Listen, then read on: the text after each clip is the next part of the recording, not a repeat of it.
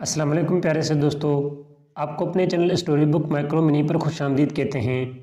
امی کی یہ باتیں سن کر میرا دماغ چکرا رہا تھا، میری بھی آنکھیں تھوڑی نم ہونے لگی تھی، لیکن مجھے اپنے مرے ہوئے باپ زبیر پر سخت غصہ آنے لگا۔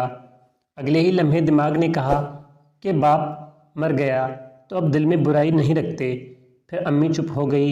میں نے پھر اشتیاق سے پوچھا، امی پھر کیا ہوا؟ اس کے بعد امی بولی، اس دن کے بعد سے میں نے تمہارے باپ اور عالیہ سے بات چیت کرنا چھوڑ دیا۔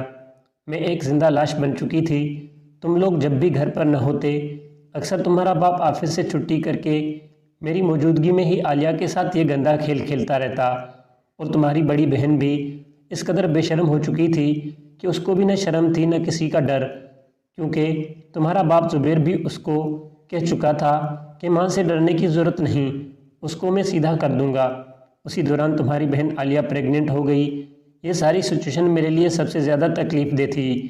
دل کرتا تھا پھانسی پر چڑھا لوں یا خودکشی کر لوں، لیکن تم بچوں کا سوچتے ہوئے رکنا پڑا، تم لوگوں کے لیے جینا پڑا۔ اسی اثنا میں تمہارے باپ کے اصرار پر میں تمہارا باپ اور عالیہ ہسپتال میں عالیہ کا ابورشن یعنی بچہ گروانے گئے، اور خیر سے عالیہ کے پیٹ میں پل رہا تمہارے باپ زبیر کا گناہ شکر سے ضائع ہو گیا، ورنہ زمانے بھر میں ہماری بہت بدنامی ہوتی۔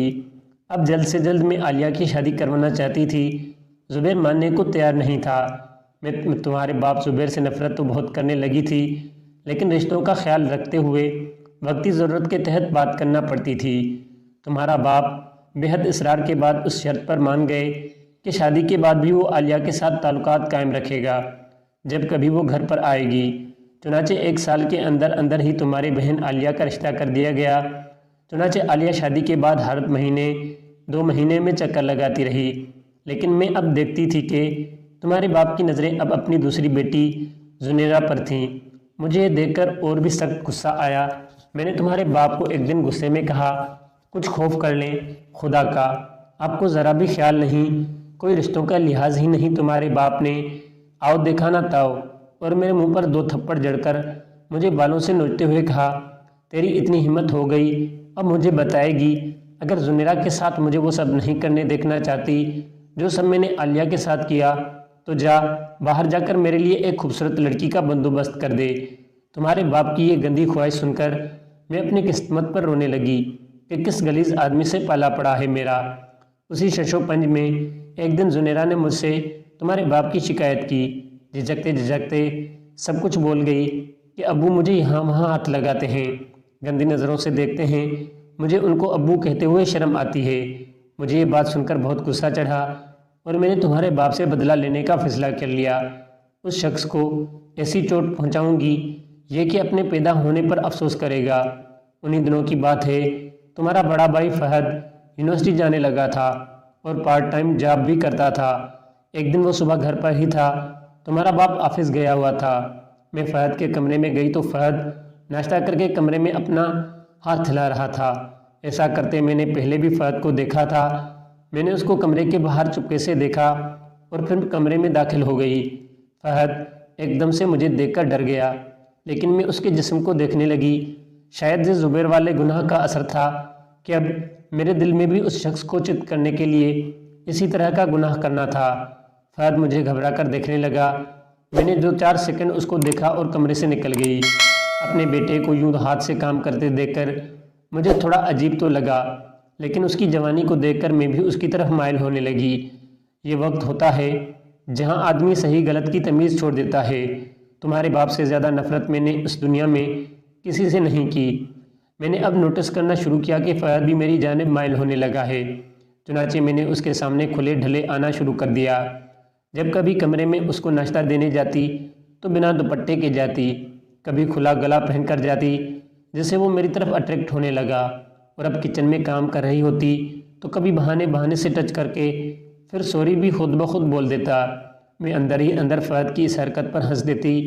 فہد جب تمہارے جتنا ہی تھا، ہم دونوں کو بھی اندر ہی اندر اندازہ تھا کہ یہ گندی بھوک ہی ہم دونوں کو ایک دوسرے کی جانب مائل کر رہی ہے۔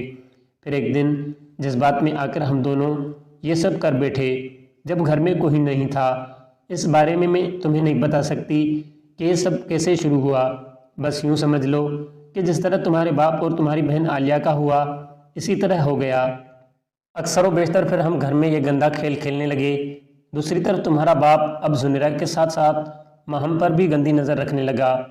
رافع، تمہارے باپ سے زیادہ ٹھرکی انسان میں نے نہیں دیکھا ہوگا، لیکن اب سوچتی ہوں شاید زبیر اتنا ہی غلط نہیں تھا۔ یہ آگ ہی ایسی ہوتی ہے کہ ہمیں کسی کے بھی باہوں میں لے جاتی ہے، کسی کے بھی بستر تک پہنچا دیتی ہے اور حرام حلال کی تمیز ختم کر دیتی ہے۔ امی کی یہ بات سن کر میں غور غور سے ان کو دیکھنے لگا۔ یوں لگ رہا تھا جیسے میرا دماغ پھٹ جائے گا۔ امی نے آگے بولنا شروع کیا، بس بیٹا، پھر ایک دن تمہارے باپ نے فہد اور مجھے کچن میں رنگے ہاتھوں پکڑ لیا۔ جب ہم دونوں کام کر رہے تھے، تمہارے باپ نے فہد کو بالوں سے پکڑا، میرے منہ پر تھپڑ مارے اور فہد کو بری طرح مارنے لگے۔ میں نے آگے بڑھ کر فہد کو زبیر کی گرفت سے چھڑایا اور غصے سے کہا، کیوں، اب کیا ہو گیا؟ آپ کو یہ آپ کا بدلہ ہے جو میں چکا رہی ہوں، جیسی کرنی ویسی بھرنی۔ خود تو آپ بہت نیک پارسا ہیں، اب کیوں غصہ آ رہا ہے؟ خبردار، جو آپ نے میرے بیٹے کو ہاتھ بھی لگایا، پولیس میں کمپلین کر دوں گی اور ہر جگہ بدنام کر دوں گی۔ کس طرح ہم پر ظلم کرتے ہو، دن رات شراب پی کر ہنگامہ کرتے ہو۔ زبیر میری یہ دھمکی سن کر ڈر گئے۔ میں نے فہد کو اٹھایا اور اس کو لے کر فہد کے کمرے میں چلی گئی اور دروازہ بند کر دیا۔ اس دن کے بعد سے تمہارے باپ اور میرے بیچ اور بھی نفرت ہو گئی تھی، لیکن میری دیدہ دلیری کے آگے اب وہ کوئی ایکشن لینے سے باز رہے۔ آخر اس سب میں ان کی خود کی ہی بدنامی تھی۔ میں اور فہد پھر اکثر ہی یہ کھیل کھیلنے لگے، جو کہ وقت کے ساتھ ساتھ پیار میں تبدیل ہو گیا۔ امی کی یہ بات سن کر مجھے سخت غصہ آیا، لیکن میں کچھ نہیں بولا۔ امی پھر جیسے تیسے کر کے سال ڈیڑھ کے اندر تمہارے باپ زور ڈال کر زنیرہ کی شادی بھی کر دی گئی۔ عالیہ کو میرے اور فہد کے رشتے کے بارے میں پتہ چل چکا تھا، جو کہ تمہارے باپ زبیر نے بتایا تھا، اور اس کو اس بات سے کوئی حیرانی بھی نہیں تھی، اور ہوتی بھی کیسے، وہ تو خود بری تھی۔ شادی کے بعد بھی جب بھی گھر آتی اپنے باپ کے بستر میں ضرور جاتی۔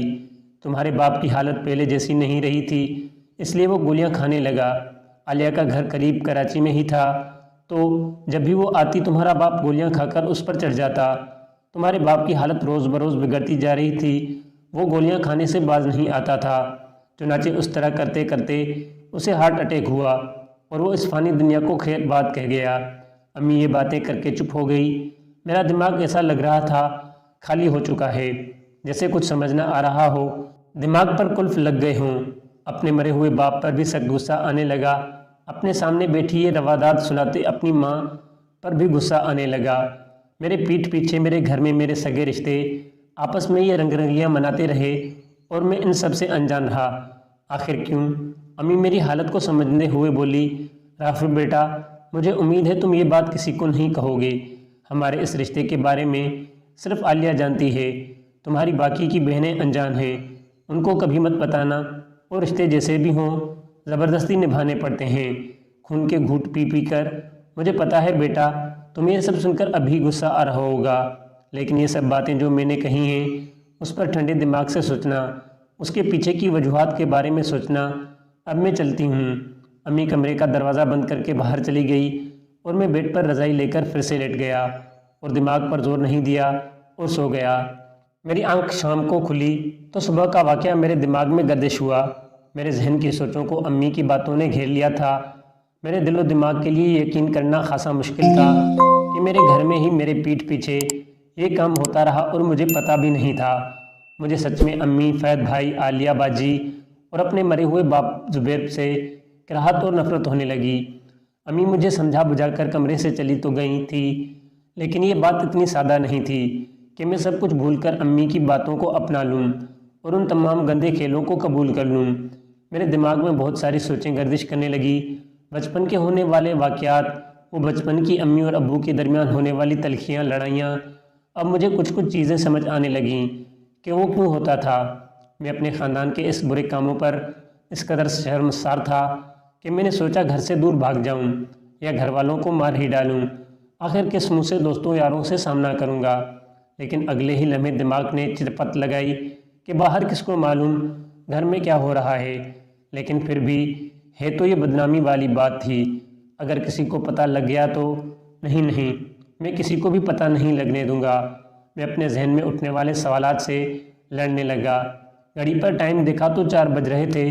اتنے میں امی کمرے میں آئیں اور مسکراتے ہوئے بولی، اٹھ گیا میرا چاند، یہ لے چائے۔ امی نے چائے ٹیبل پر رکھی، لیکن میں امی کے اس رویے پر اس قدر حیران اور پریشان تھا اور بے وقت اندر سے غصے میں بھی تھا کہ اس ماں کو دیکھو، کوئی شرم احساس ہی نہیں۔ یہ تو مجھ سے اس طرح نارمل انداز میں باتیں کر رہی ہے جیسے کچھ ہوا ہی نہیں، سب کچھ بہت عام سی بات ہے اور اس طرح ہر دوسرے گھر میں ہوتا ہو جیسے میں سوچوں۔ میں گم تھا کہ امی نے سر پر ہاتھ پھیرا اور بولا، کہاں گم ہو چندا؟ میں نے امی کی طرف نظریں اٹھا کر دیکھا تو ان کی اداؤں کو دیکھ کر میں سکتے میں آ گیا۔ امی اپنا نچلا والا ہونٹ اپنے دانتوں میں دبا کر مجھے دیکھ رہی تھی کہ اچانک میری نظر غیر ارادی طور پر ان کے سینے پر چلی گئی، جہاں ان کے بڑے بڑے بال مجھے دعوت نظارہ دے رہی تھی۔